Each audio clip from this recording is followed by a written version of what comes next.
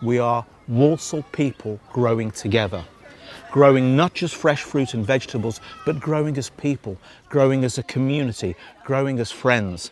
We're very lucky here in Rushall. The Winterley Lane allotment site is beautifully situated in the middle of a concrete urban jungle. We're less than 2 miles away from the busiest motorway junction in Europe. Yet if you sit here and listen to the birdsong and the children playing on our site, you realise it's a great place to be.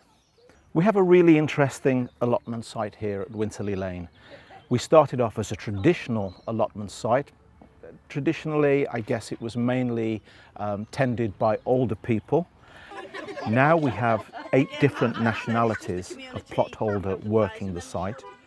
The oldest plot holder is 86. And the youngest, believe it or not, is little Winter, named after Winterley Lane Allotments, who is just 2 years old. She collects the eggs from our hen house and looks after the bees in a beautifully made little bee suit.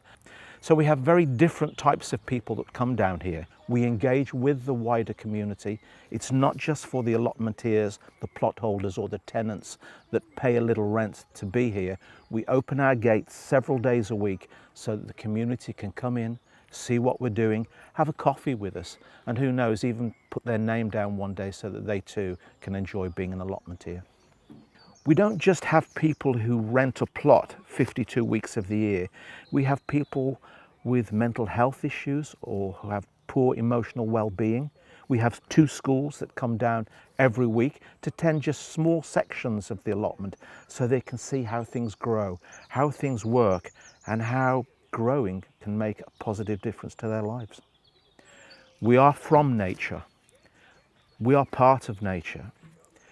We actually need to understand what the land and the environment has to offer us.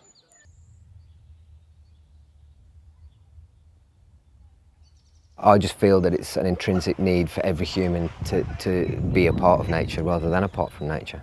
And the simple patterns that happen when you're growing food and just growing things in general, they seemed for me to make sense of the wider world.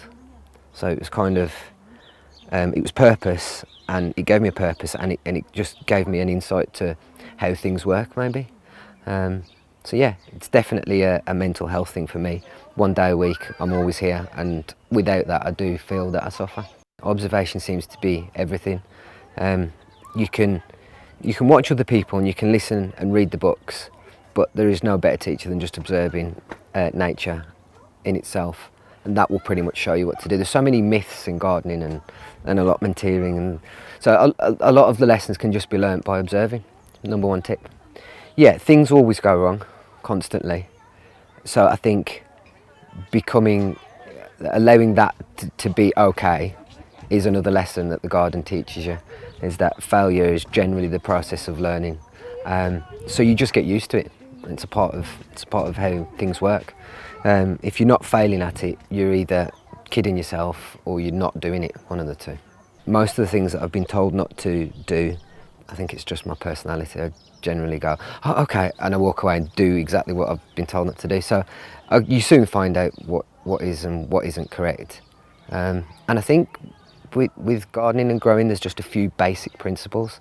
And if you can learn those few basic principles, you can tell what's correct and what isn't. We need to educate and we need to learn. We can learn from nature, but we also need to educate the next generation that this is a legacy that you need to be proud of and indeed become empowered by in order to see it succeed for the next generation.